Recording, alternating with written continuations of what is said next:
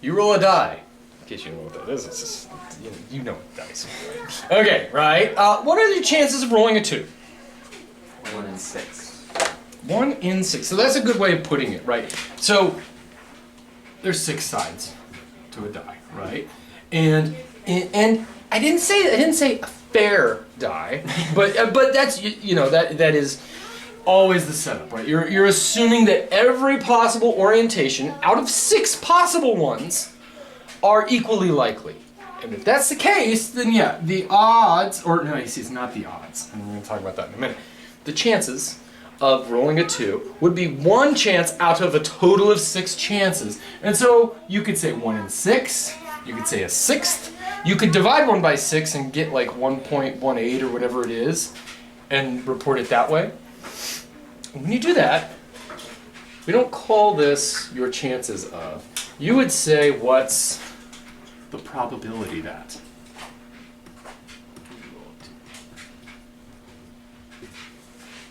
Okay. Now, when you say chances or odds, odds actually has a specific meaning that you will read. We're not going to talk about it, and it's slightly different from probability. The chances is more colloquial. That's just kind of how you talk, right? Probability, though, we're gonna define this rigorously, and there's a definite mathematical definition of it. Okay, and that's what we're gonna be talking about today. It's probability. So now let's do the next one. You flip a coin. What are the chances that it's heads, or what is the probability that you get heads? 1 in 2.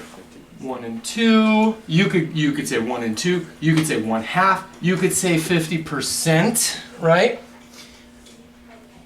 Okay, all right. So I just wanted to do these examples because you already know this stuff, and nothing we do today is really going to be anything new except for some form. Well, actually, there's some stuff that you might not expect, but you already know what probability is, right? In order to actually get to a definition, though, we're going to need some definitions. Imagine that. So here we go. Any chance process is an experiment. We call them experiments. Now, a chance process could be something like flipping a coin, rolling some dice, getting surgery, getting cancer, having a baby, right? Like anything that involves chance, a chance process is called an experiment. A result of an experiment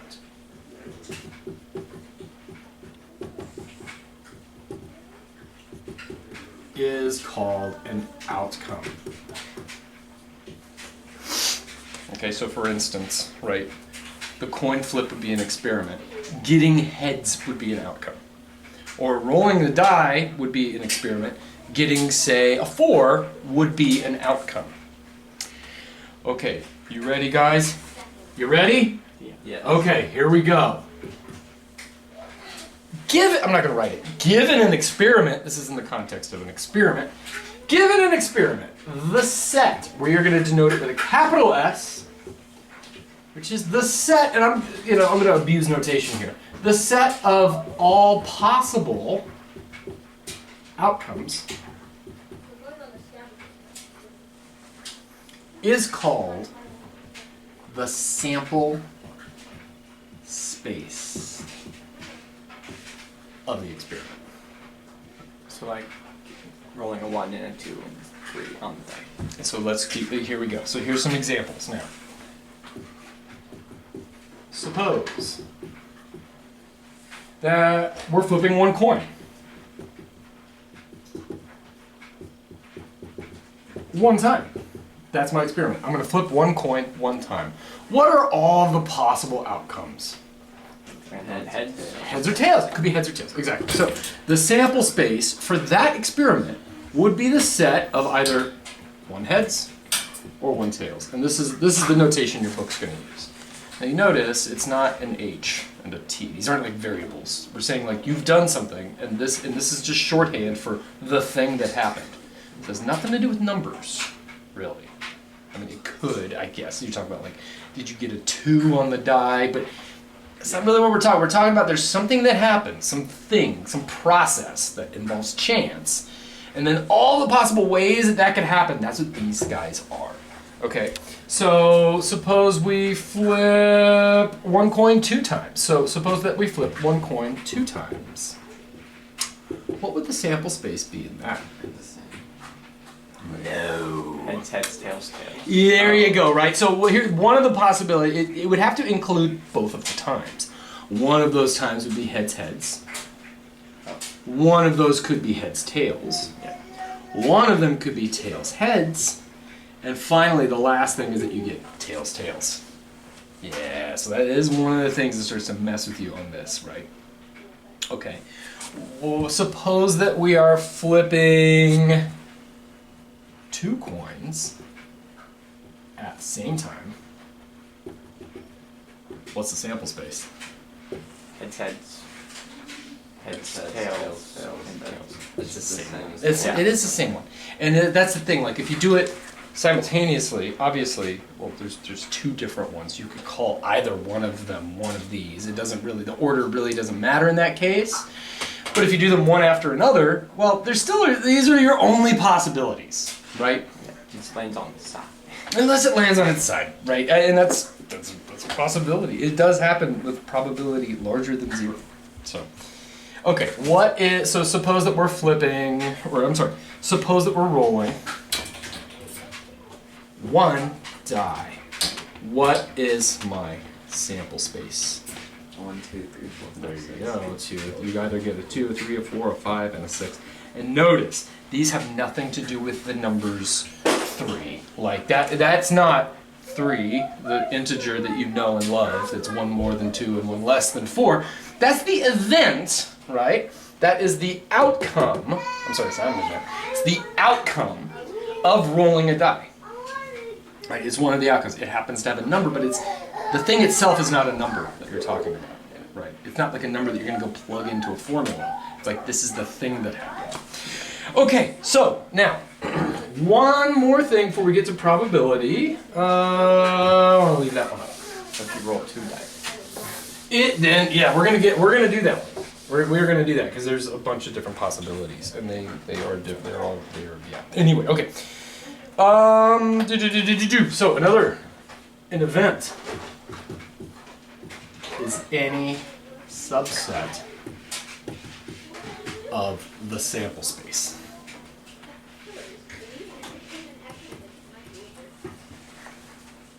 Okay, so for instance, if this is your S, right? Rolling 1 die. A possible event for this, which we're going to denote with an E, could be this right here. And in that event, what is that? What does that mean? What is that event? Then you roll 4. You roll the 4, right? Now, this might throw you through a loop. What is this event? Remember, we only rolled 1 die. We only rolled it twice. What is this event? You rolled 2 First and then time 3. was a 2 and a 6. Yeah, we only rolled once. Oh, we wait. rolled 1 time. One die, one time. 1 die, 1 time. And so what could this mean? You That's the event that you rolled. 6. No. No. It's the event that you either rolled a 2 or a 3. Yeah, so with sets, we're gonna talk about this in a minute. It's a little weird with sets, but when you see that right there, and you're only rolling 1 die, what that means is that in that event, you either got a 2 or a 3.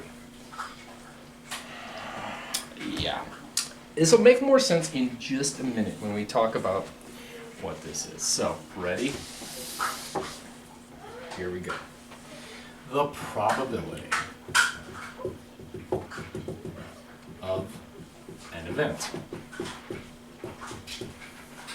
Probability of an event. There's the definition. Ready? Let S be the sample space. Sample space of some experiment. Okay. And E be an event.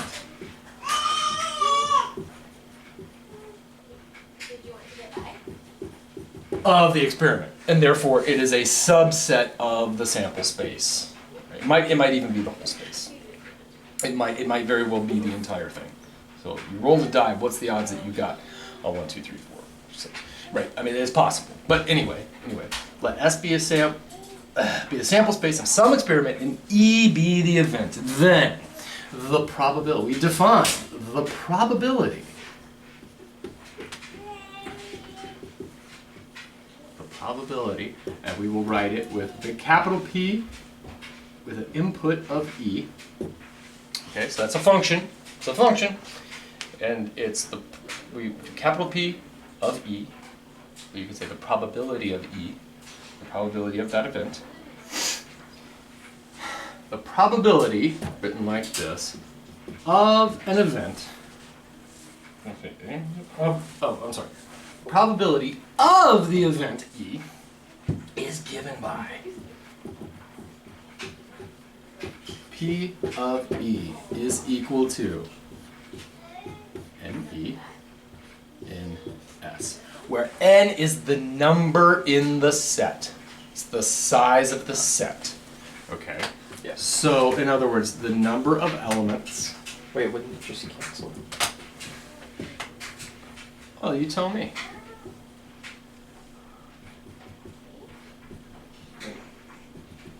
Oh. In they're not- S. Oh, okay. Now, does this make sense? Like, this is how you calculated 1 and 6. Oh, so it's N of E. N of E. And so Okay. this is my notation. This is notation, which means the number of elements in E. Okay. And what we've done before is the notation we've used was that right there. I think we've used that before, which means the size of this set right here. Yeah. Which in this case would be what? What's the size of that set? 2. There you go.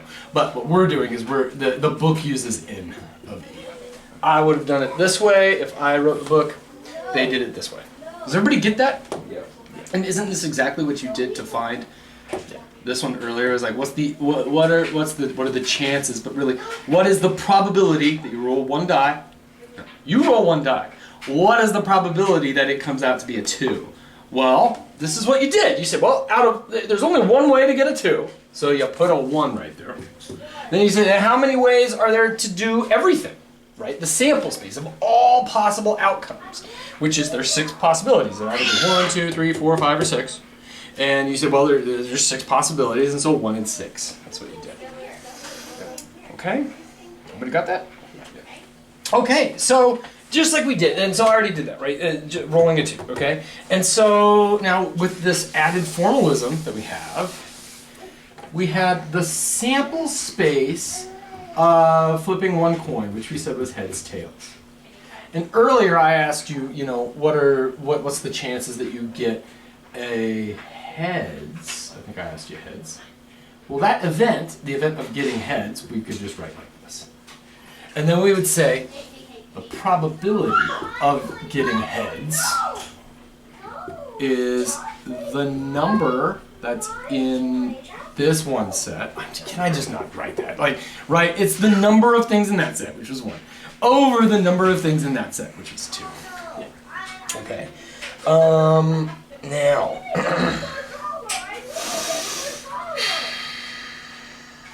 let's suppose you do this. So here's your experiment.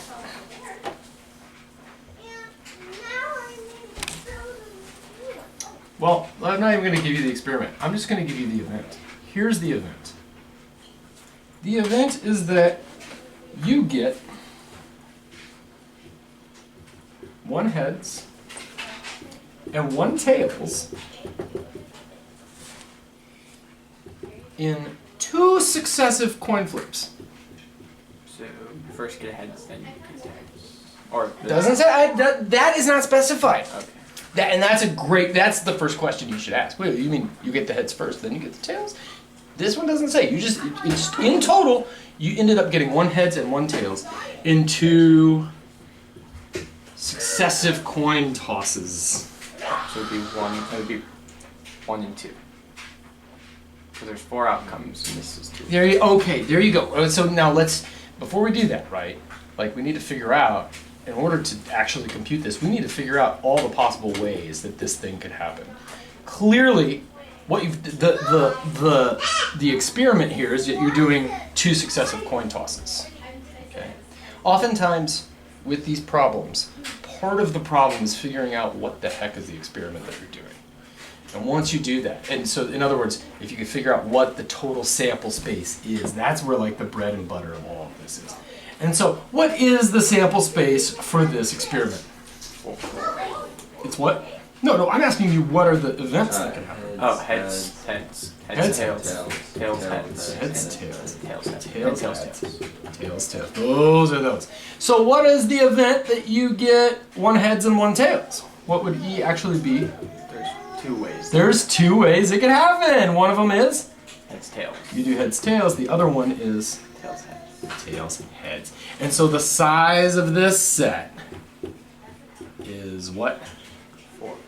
And the size of this set is? 2. And so the probability of this event right there is 2/4 or 1/2. Yeah? Yeah. Okay, that's all probability is. Then it gets hard. So, okay, everybody got this. Yeah. And so there's nothing new here, really. Like, you intuitively got this. As soon as I put it on the board, before we even started talking, you knew what I was talking about. Now we've formalized it, right? We've made it mathy. And, okay, check this out.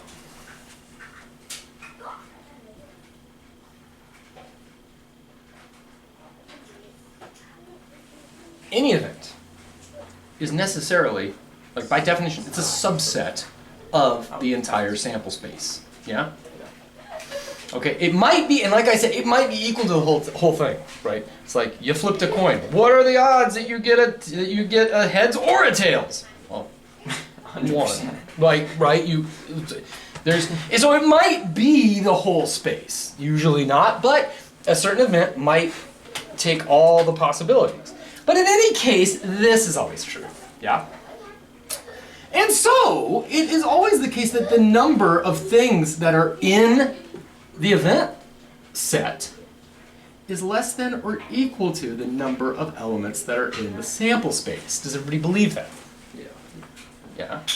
Now, you can't have a negative number of things in a set. It might be empty, in which case it might be equal to 0, yeah? Right? If I say, what are the odds that you flip a coin and you get stomachs? You can't get stomachs. There's no such thing as stomachs. And so that event would be, there would be no elements in the event. It would be this. It would just be the empty set. And you could say then the number of the empty set would be a big fat 0. So in which case you need that little equal sign. That's all I'm saying right there. So what if the number of total outcomes is 0? Then you have to divide by 0. Yeah, you know, and that's a great question. I don't know. I guess you wouldn't run the experiment, right? I guess you haven't run an experiment. So if you're trying to do probability on an experiment that doesn't exist, you shouldn't start in the first place. I don't know. But anyway, okay. So now, assuming that's not the case, just like you just said, right? Assuming that the number of things that are in there is not 0, so you've actually performed an experiment that has an outcome. Then, since that's the case, you could divide every single one of these by this. Oh. So 0 is less. So 0 is less than or equal to? N of V over N of S. How about probability of that event? Which is less than 1 or equal to 1. So the probability is always a number between 0 and 1. Inclusive. It might be 0, it might be 1. Okay. Now, so in other words, probability itself is a function that goes from, takes inputs in the set S and gives you outputs that are in the interval 0 to 1 inclusive. Remember when we first talked about functions, and I said first day of last year, right? And I said the inputs don't need to be numbers. Get it out of your head that the inputs are numbers. They could be anything. And we started off with the alphabet, right? You could have some function involving the alphabet. You could have, you know, I said you could do something with names. Maybe we could map our names to our favorite breakfasts, right? So Justin would map to bacon and eggs, right? etc. Right? This is an example of exactly that. We have a function, right? The inputs are something from a sample space. It's an event. It's not. There's not a number, right? It's not a number that is an input, right? Like earlier, heads went in, but it's not like an H is the actual input, right? It's the. Everybody get that? Yeah. Yeah, I think this is pretty cool. It's a map from some kind of weird, abstract things that happen in the world, and you plug that in, and out pops a number between 0 and 1. That's just pretty cool stuff, okay? That's about all I got to say on that. I will tell you right now, I want you to read the whole thing, but read especially example 2 on page 798. Read that. Try to do it. Like read it without reading ahead. Like read the problem and then see if you could figure this out. You'll probably be able to after this class. Okay? Can I erase all this stuff?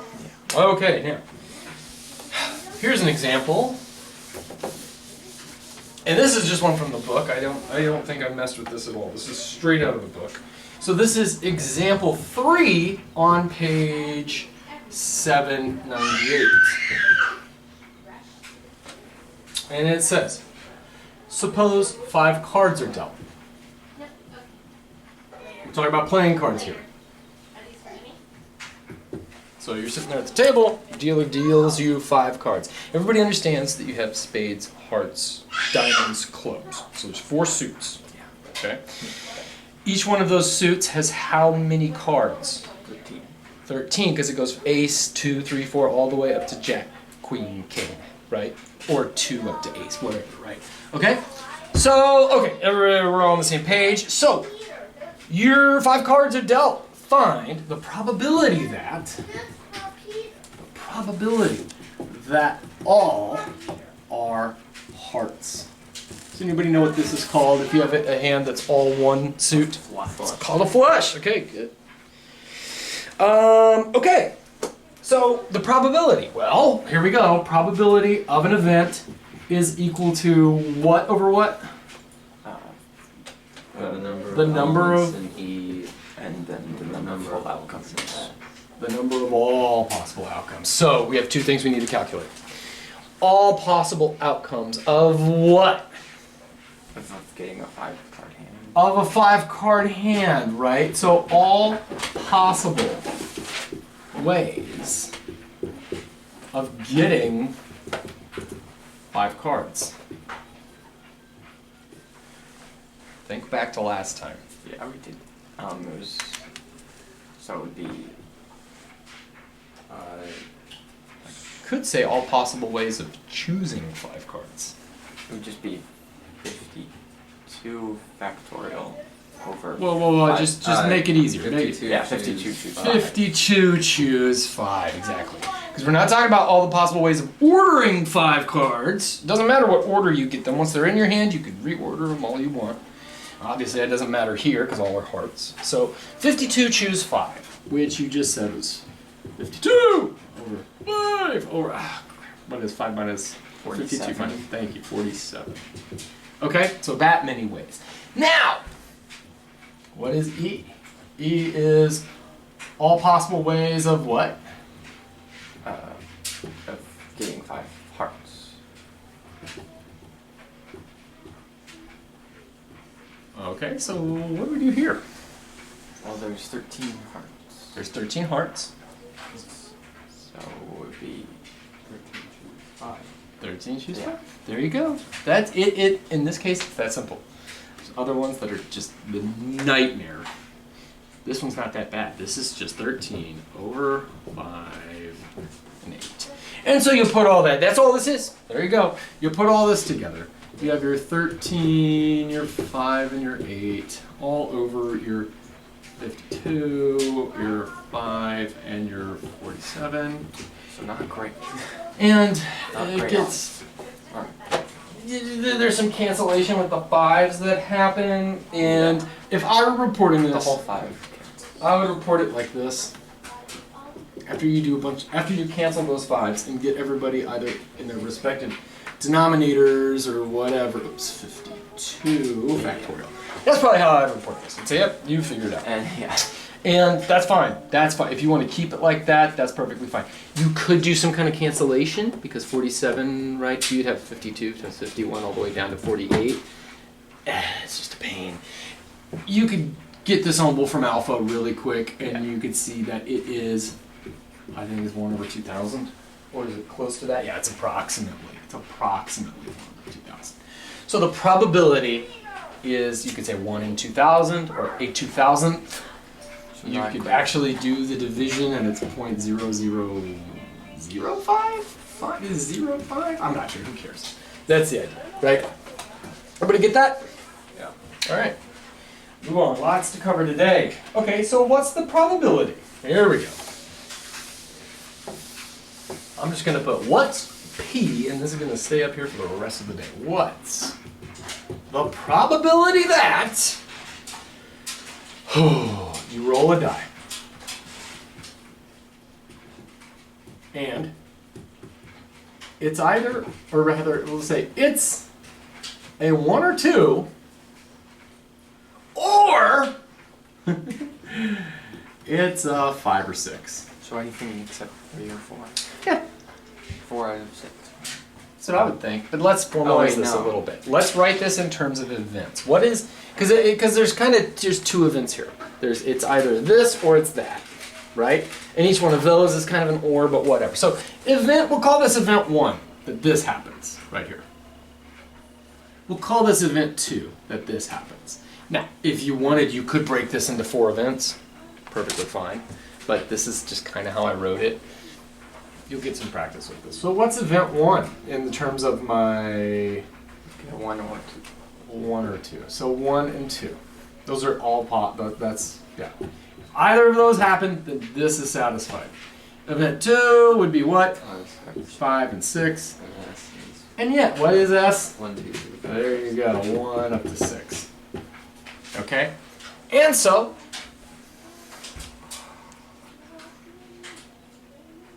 Not 1. what's the probability of just that first event? 2. Well, yeah, because it's the 2 over 6, which is what? 1/3. 1/3. Now, what's the probability E2? Again, it's still 2 over 6, which is still 1/3. So what's the probability of both of these things happening? Or rather, not both of them happening. Either or. So it's a happening. set. So it's of a sets. union of these sets. Well, let's briefly talk about unions of sets. Okay, if I have a set A, I often think of sets in terms of Venn diagrams. You guys seen Venn diagrams before, right? Okay, so you have a set A, and there's some things in there. It's a really nice probability because not everything is ordered, right? Like especially heads and tails and stuff like that. Like there's no, you can't put them in a line, really. And so you have some events here in A, you have some events here in B, and one way that this could happen is that these things don't touch at all. We would call them disjoint. Okay. Another way that this could happen, they could be the exact same set, but if they're not the exact same set and they're not exactly disjoint, then they overlap in some place. Yeah. Okay. So now here, hold on. Let me get this right here because I want a bit more room. We just found that the probability of the second event was 1/3. So do you add the fingers? Well, we're gonna figure that out. Now, one thing I do want to say here. So, A union B. You think of union as add. You're kind of adding all of these together, and so these things that were 2 sets at one point become kind of 1 set, like this. You've added them together, and now it's 1 new set. This thing here is now a new set. Now, there's intersection. Stuff in the middle. Yeah, it's where, now, intersection is, you could read this as and. This is A and B. This is A or B. Now, for both of, if something is in both of the sets, it's in A and it's in B, then we're talking about this part right there. And that is where those 2 things intersect. Now you'll notice A or B, we often think about this as being exclusive. Like, if you're in both of them, then you're not in A or B. But that's something different. That's called the exclusive or, okay? This, A or B, does include where they're both the same, okay? Like if somebody says, like if I say to a waitress, could you please bring me coffee and, like, it's just, what do you want to drink? I don't know, coffee or orange juice, you whatever. She's not gonna bring me both. Right? Like, that's just, we don't think about it that way, right? But in math, that's what it means. If you say A or B, it means that, yeah, it could be either one of them. Both of them are fine, okay? A and B means both of them have to be true. Whatever point must be in both of them. Okay, so now, what we're talking about here is kind of, you could think about this entire thing as one event, but we've broken it into kind of two separate events, which themselves could be broken into their own two separate events. The question is now, what do we do with this? How does this relate to this? Should we take these probabilities and add them? Should we subtract them? And so what it turns out to be is, yeah, we do just add them together. This is the probability of E1 plus the probability of E2. That's all it is in this specific case. Why? You'll notice that these two events are disjoint, meaning they have no commonalities here. Event 1 just has the number 1 in it and the number 2, or it has the outcome that you rolled a 1 in it, and it has the outcome that you rolled a 2 in it. Here, E2, it just has the outcome that you rolled a 5, and here the outcome that you rolled a 6.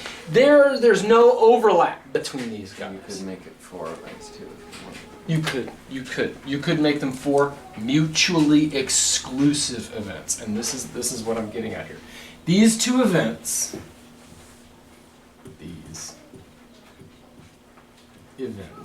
are mutually exclusive. And that means they have no commonalities. They're mutually exclusive. Nobody from one is included in the other, mutually, right? Whenever that's the case, for two mutually exclusive events,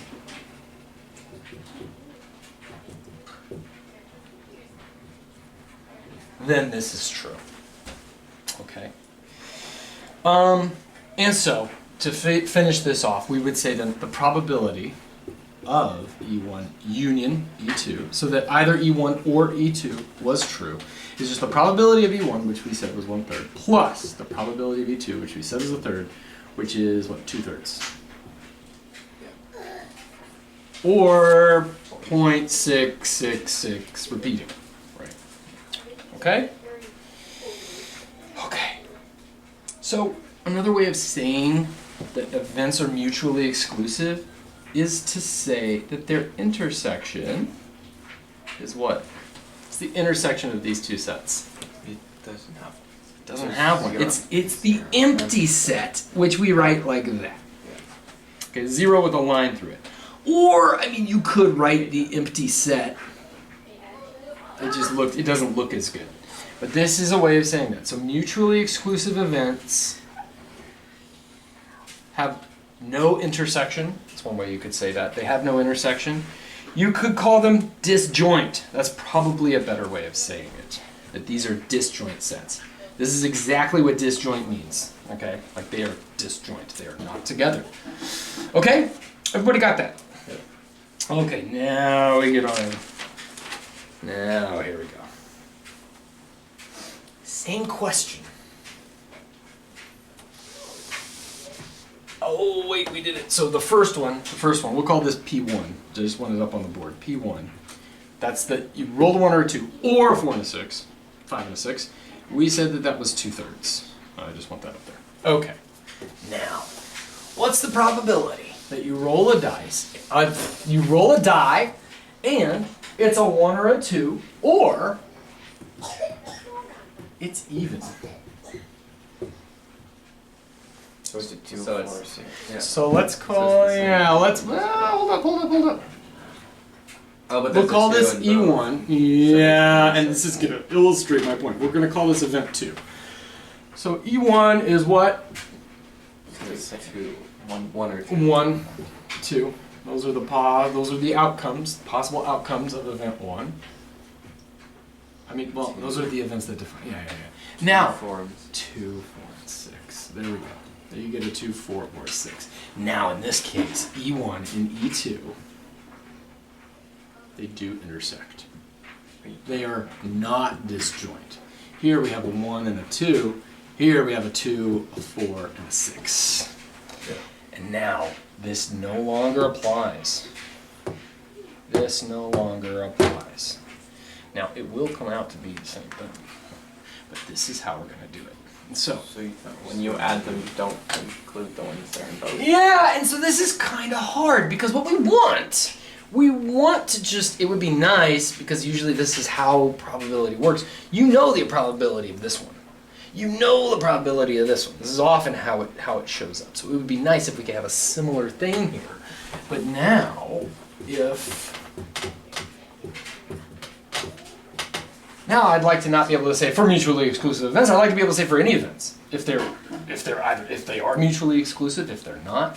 And one thing to think about is this. We could just break this up, like you said, right? What we could do is say, well, this event right here, the probability of this event, we already knew. So the probability of E1 is the number in E1 over the number of the sample space. The probability of E2 is the number in E2 over the number in the sample space. And if I add those together, the problem is now, like you've said, I've counted the 2 twice in this case, right? Like here, we'd say, well, that's 1 and 2, so 2 over 6. This one right here is 3 over 6, but now I've counted that 2 one more time. So I don't want to just add them together. I'm going to have to subtract off the thing that I counted twice. And the thing that you count twice is the intersection. Okay? So remember, if that's set E1 and that set is E2, then E1 union E2 is just, we're considering this whole thing as one big set. There's 4 and 6. There's no difference between them. But with the intersection, E1 and E2 is where they are together, so like that. And so what we need to do is, if we count this up, because E1 has both 1 and 2 in it, E2 has a 2, a 4, and a 6 in it, by splitting this thing up like this, we end up counting the 2 twice, and so we need to subtract it off. So, what I'm saying here is that this is the probability of event 1 plus the probability of event 2 minus the probability of both of the intersection, which is E1 and E2. And this is true for all events. Okay, it's just that one happened to be 0.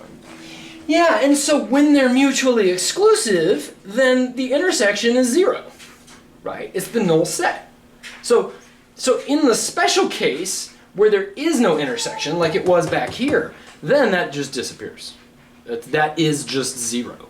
Because we would have, in the first case, you would have said, well, E1 was 1 and 2. E2 was what, 5 and 6. And so what's the intersection? Well, that's the null set. What's the number of the null set? Well, 0. So, right, like the number in the intersection, E1 and E2, is simply 0. So when you go to calculate it, you'll have 0 over, what, 6, which is 0. And so it goes away. And that's what that is right there. That's why there's there. But this is always true. For any 2 events, the union, right, the probability that event 1 or event 2 occurred is the probability of event 1 plus the probability of event 2 minus the probability of both of them happening. Because, and this really bugged me when I took probability, I'm like, wait, but What do you mean? It's like, well, because you minus off one of them, right? You don't minus it off twice. It's kind of like with that overlap, what you're doing, if you want to think about it this way. I'm going to get rid of this stuff. It's kind of like I'm going to try to draw this like in perspective. You have these two sets and they overlap right here.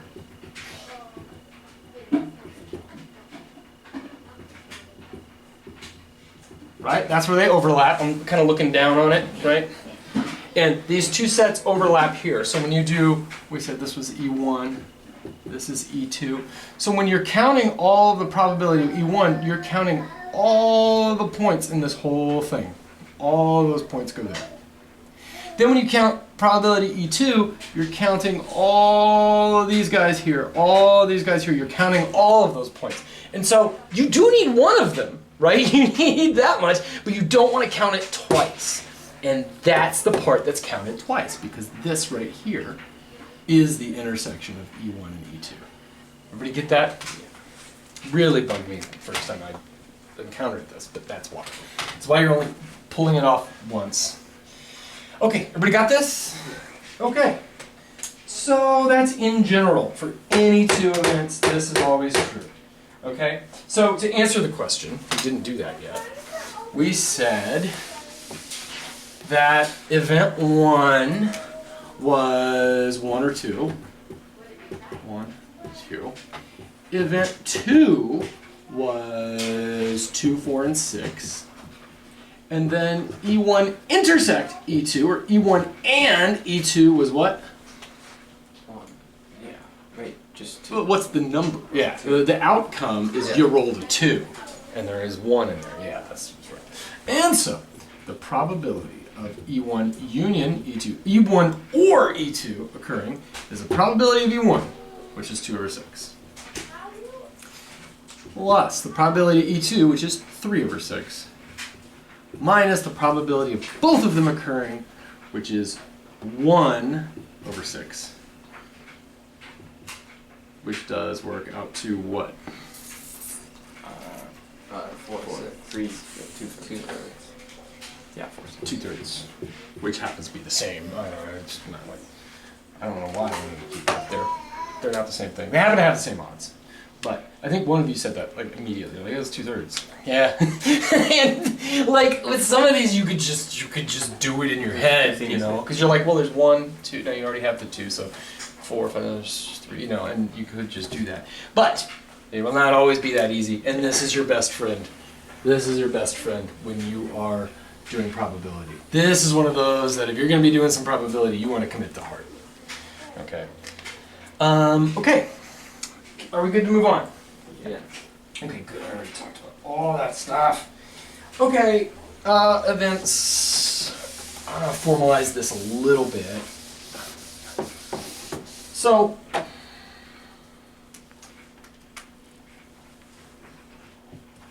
if events EI, so now I'm talking about a whole bunch of them, are mutually exclusive,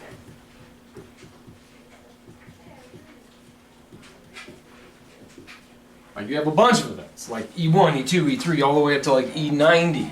We'll say that they're mutually exclusive. If they're mutually exclusive, then the intersection of any two of them that are not the same one, right? So like maybe E15, E15 and E27 is empty. The intersection is empty. That's when it's not the same set, obviously, right? So I'm just saying, you have like an E1, you have an E2, you have an E3, you have an E4, maybe an E5. You pick any two that aren't the same, say 2 and 4. If they're mutually exclusive, then it will be the case that their intersection is 0. Okay? And what would that look like? Well, the E1 lives here, E2 lives here, E3 lives here, E4 lives here, E5 lives here, and there's no overlap between any of them. So that's what we call mutually exclusive events. And if that's the case, if all of those events are mutually exclusive, then the probability of any one of them happening, E1 or E2 or E3 or all the way up to, say, EK, is the probability of the first one plus the probability of the second one plus all the way up to the probability of the last one. That's for mutually exclusive events. If there's no overlap, then you just add the probabilities, okay? And in our first case, we had 1 or 2 or a 3 or a 4, or a 5 and a 6. And I wrote that, I happened to write that as the probability of just 2 events. But like you were saying, we could break that up into more events, right? We could have the 1 or the 2, we could call that event 1 is that you got a 1. Event 2 is that you got a 2. And then from the other one, you could say event 3 was that you got a 5. Event 4 was that you got a 6. They're all mutually exclusive, aren't they? Could you just do one event? So you could, well, I'm sorry? Could you just do one event? You could call all of this here. What you could do is just call it one event, right? But then you could break that into those individual events. And this is key, because all of them are mutually exclusive, it is the case that this is the same as just the probability of one of them plus the probability of the second plus the probability of the third plus the probability of the fourth. And let's just see that. That's each one of those is 1 out of 6, isn't it? Yeah. The probability of every single one of those is 1 out of 6. So we have 1 out of 6 plus 1 out of 6 plus 1 out of 6 plus 1 out of 6, which is what, 4 out of 6? Which is 2/3, which is what we got. Okay? So sometimes you could break stuff apart. And if you would break it apart so that it's mutually exclusive, your life is really easy. Not always the case. We could not break apart the second example we did. Can I erase all this? Yeah. We cannot break apart the second example we did like this because they were not mutually exclusive. Okay, so that's a big thing. This is one of the key things that you're going to be looking for with all of these problems. Like, is this mutually exclusive? Can we do this? Can we do that? Okay. So let's say that this is your sample space. Usually like to draw it like a big box. The box is a bit too big. You're saying all possible outcomes right here is S. And let's say E is any subset of that. There's your event E. Okay? So then that is that. Maybe I put like a 1 here, 2 here, 3 here, 4 here, 5 here, right? I mean, whatever. You guys get the idea, right? We have a bunch of points. I like to think of them as points. Then that is just the set E. The complement of a set is everything that's not in that set. Okay? Yeah. Oh, yeah. Everything else. So this is just E. Everything that's not E is called E complement. We write it with a prime. E prime. Right there. And it turns out that any set and its complement is equal to the whole universe. It's called the universe. Who cares? The containing set, right? Because you're taking the complement of the entire thing. We call that a universe. Doesn't matter. Okay, so the union of any set and its complement is the entire containing set. Okay? So then the number of events, the number of those events, plus the number of events that are, well, everywhere else, is equal to what? All of the possible outcomes. Right? All the possible outcomes, the number that are in S. Yeah. Right? That makes sense. Because like, if you have a total of 1, 2, 3, 4, 5, 6, 7 points, then there are 2 in here, and there are 5 out here. Yeah? Okay, there's 2 out there and there's 5 out there. 2 plus 5 is equal to 7. It's the whole thing, right? This is really, really basic stuff. But this gives us something cool. Because watch this. If this is true, I can divide everybody through in S. Assuming that S is non-empty. If it were empty, why are you doing this to begin with? And then that's just the probability of E plus the probability of E complement. the complement. There you go, E complement. Sometimes you'll see that with a little C, actually. You usually see it with a C. So I E just now prime realized and that. E complement are the same. Is what? E prime and E complement are the same. In this book, they mean the same thing. They mean the same thing in this book. I don't know why they're using prime.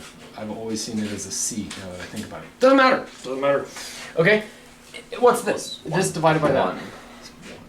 Now this is really nice. This gives us two very, very nifty equations. Is that one of them is that the probability of E occurring is 1 minus the probability of its complement occurring. The probability of the complement of a set occurring is 1 minus the probability of that set occurring.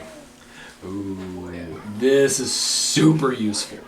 And I'll just tell, we're not going to go into it, but you should look at, there's a great example for when you want to apply this bad boy. It's example 6. Example 6 on page 800. Gives you a wonderful application of this. It turns out that computing the actual thing itself was like 15 different things you have to compute. But then it's like, how many, I'll just say what it is. It's like 13 cards are drawn from a deck. What's the probability that at least 2 are hearts? And it's like, well, it could be that 2 of them are hearts, that 3 of them are hearts, that 4 of them are hearts, or 5 of them. And so you have all of these, 2 through 13. Or you could say, well, wait a minute. It's the opposite of that. Like, what's the complement of that set? And it'll walk you through how to do that. And then you could say, well, in order to do this, I could just do 1 minus the thing that only has 2 possibilities. Make your life a lot easier, right? So that's the idea there. Now, okay, ready? You might, what I'm about to write up here, you might ask me, what's the difference between the thing that you just said and mutually exclusive events? I really don't know. I am not sure.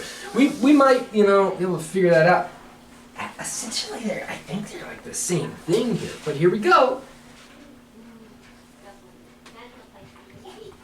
Yeah, event 1 and event 2 are independent.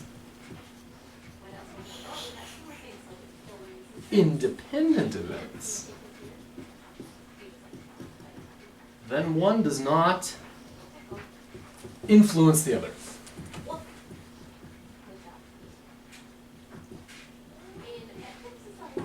Now this is kind of a bigger thing than just looking at the set and seeing if there's an overlap. So that's kind of how it's different from mutually exclusive things. Because you could imagine some kind of process where something that you do affects something that happens later, right? Like, I don't know, smoking and cancer, right? Like, I mean, what are the odds that an 18-year-old smokes a cigarette? Okay, what are the odds that an 18-year-old gets cancer? Well, those are mutually exclusive, right? Because if you do one, your odds are higher for the other one, right? So, but I mean, I'm sorry, they may be mutually exclusive in a certain case, but they're not independent because one influences the other. Oh, Okay, does that make sense? Yeah. But something like a coin flip, even if I'm flipping the same coin, if I flip it one time and get heads, and then I go and flip it again, did that heads affect what I just... No, they are independent events. One thing that, if you ever go to a casino, you'll see, you see roulette. You guys know roulette. It's the ball that goes around. There's like 36 little holes, 37, 37, 38 holes it could go into. And what they do, like they'll have a big, in a lot of casinos, by the roulette table, they'll have a big digital readout of all the numbers that it hit.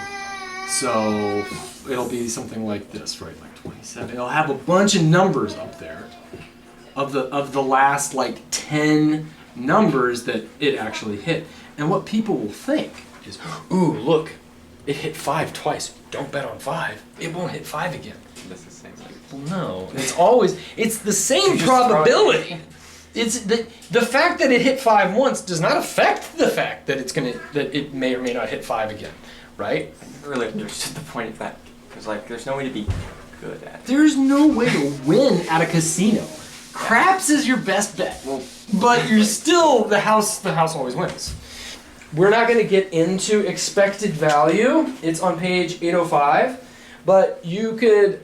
When I took probability, we did this for a bunch of games. You find out the expected value of a bunch of different games at a casino, and they're all bad. Like, you'll see what expected value is when you read it. It makes some sense, but basically, yeah, you always lose at a casino. So anyway, don't go to a casino.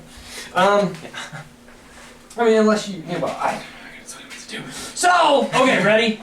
If event 1 and event 2 are independent events, then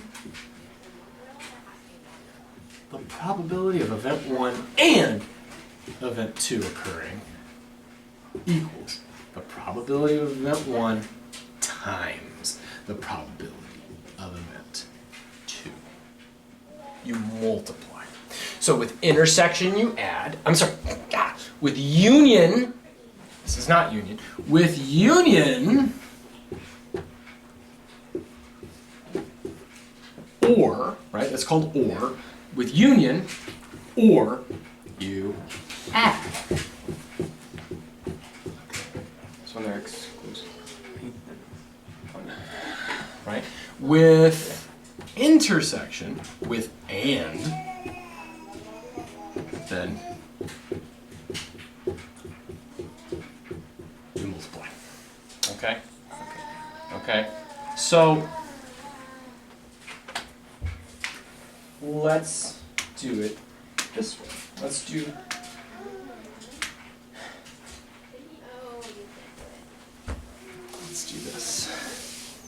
What's the probability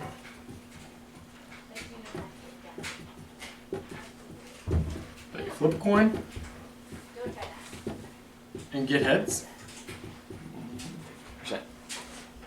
And then you do it again and get tails. Oh. Well, we did this. Oh, but so the order does matter. So 1 In and this 4. case, the order does matter. So 1 and 4. So it will be 1 and 4. But now here's the thing. What you could do, here's one way you could do it, is say, okay, my event is heads, tails. That order.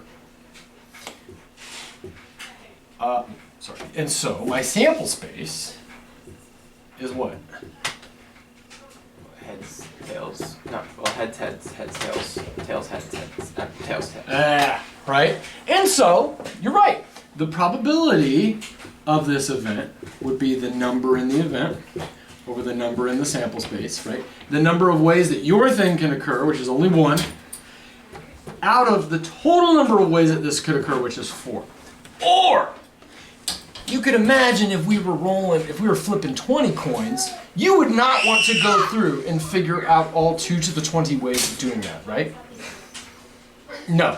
So, what you could do is just say, well, this is the same. You flip a coin. You could set it up like this and say, well,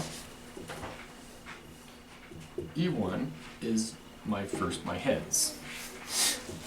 E2 is then, I guess, I get a tails. And you could think about them as now separate events. Right. And when you do that, then you could use this nifty little fact right here and say, well, since both of them have to be true, we're talking about first E1 happens and then E2 happens. And so this is just the probability of E1 times the probability of E2. Probability of E1 is what?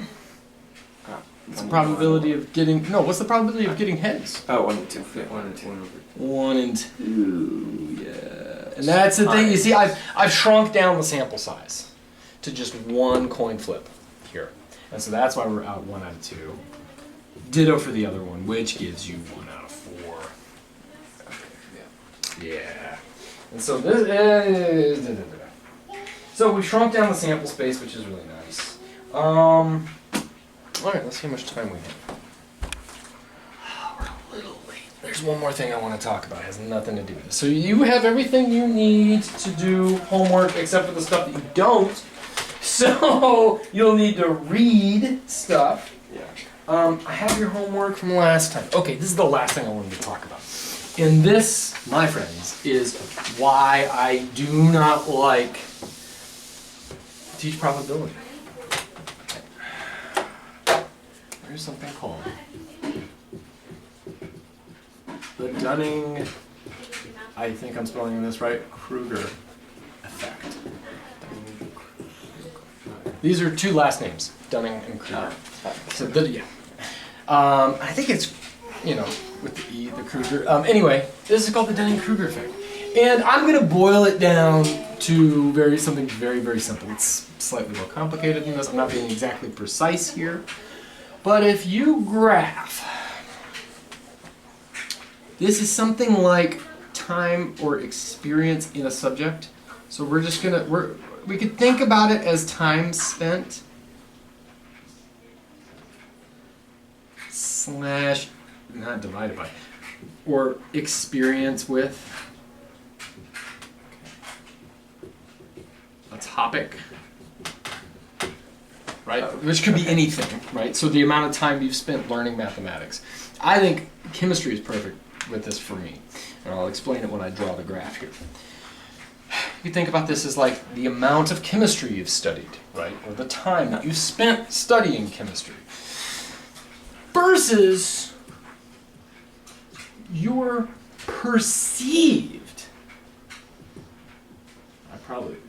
is it perceived? Yeah. Your perceived, I'm going to just call it mastery of the subject. It's like, how good you are. How good you think you are. This is the thing. So basically, given an amount of time that you've studied something, how good do you think you are at it?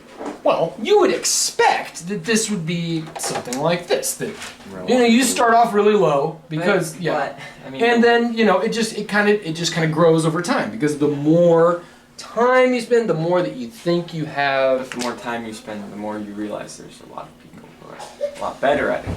Not just people that are a lot better, but we'll get into that in a second. But what this actually looks like. This is the way that this graph actually looks.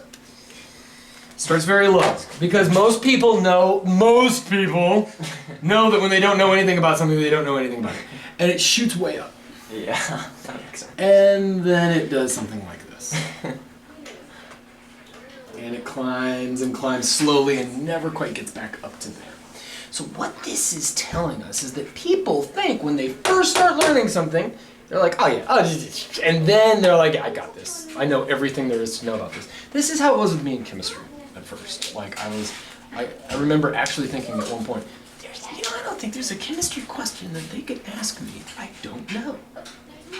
Right. And so then I started to learn more about chemistry, and then you start to realize what you don't know. But if you keep on with it, right, and so your perceived mastery is like, oh, okay, I'm not as good as I thought I was. Not nearly that good.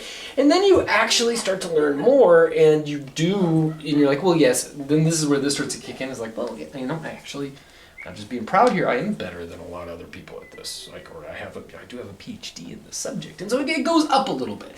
But the thing is, this right here is we start to learn the things that you don't know that you don't know, right? And at first, like I said, at first it jumps up really high. And what I hate about probability is I think that most people in the US, at least, are somewhere here when it comes to probability. It's like you don't learn enough to know that you don't know anything about it.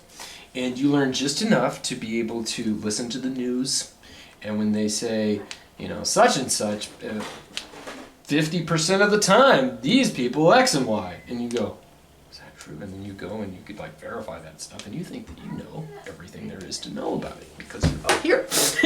You're like, yeah, I took probability. I know how to count the number of things and divide by the total number of things. Annoying group of people. Those are, yes. And so what I don't want you to be anywhere. I want you to be way down here. You don't know anything about probability. I don't know anything about probability. I just spent enough time to get me back down to here. Okay? And so this is the thing. I think a lot of people take a day of probability and then think, oh yeah, of course, such and such claim on the news is true. Because if you divide that number by that number, it is this number. Injustice! And it's like, you don't know anything. Just please just know. Just try to stay down here. That's my whole thing about probability. We will never talk about probability again.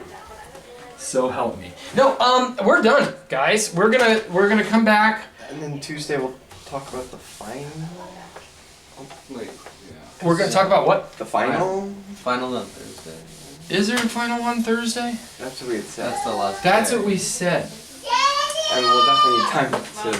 Oh man, yeah. I guess we'll just talk about the final. There was one more thing I wanted to do. I mean, we don't need to do a final one. I know. No, we're gonna do a final.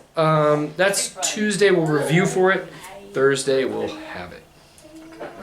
Is that right? Yes. This is the 23rd or something. Yeah. Yeah, 23rd. So then, yeah. Oh, 30th. Yeah. Ooh. Okay. Yeah. So we'll review on Tuesday. Is it just gonna be on freak stuff? Just trig Okay. stuff. Okay. Only trig stuff. Actually, there will be something from chapter 10. I'm gonna throw summation notation in there. Okay. Okay, like you better just know that for the rest of your lives. That's supposed to be Nothing with sequences. Let me just double check here. What about like the induction? No, that Okay. would be so mean to do on a final. Yeah. Oh, that would be terrible. So, no, let me just give me a second. I just want to make sure here. I know we're really late. Yes. So, absolutely no summation notation. You must know summation notation. Okay. That wasn't that bad. Okay, good. No probability, no induction. Binomial theorem. No, but do know and choose K. Yeah. Trust me, you will want to know that for the rest of your life. That one is, you absolutely want to know that. Okay. Other than that, so no in choose K, no summation notation. So if I give you something like this, 2K plus 1 as K goes from, I don't know, 7 up to 15 or something like that. No, at least, like, you don't need to know the formulas for everything, but I mean, at least know what that means. Like be able to write it. Yeah. Or like if I give you something like this, U1 V1 plus U2 V2 plus all the way up to UN Vn, how would you write that in summation notation? From 1 it'd be Okay, from where to where? from 1 to 10. And then What do you want to call it? K. K. And then what is in there? UK, VK. There you go. Yeah. There you go. Which happens to be the dot product of two vectors.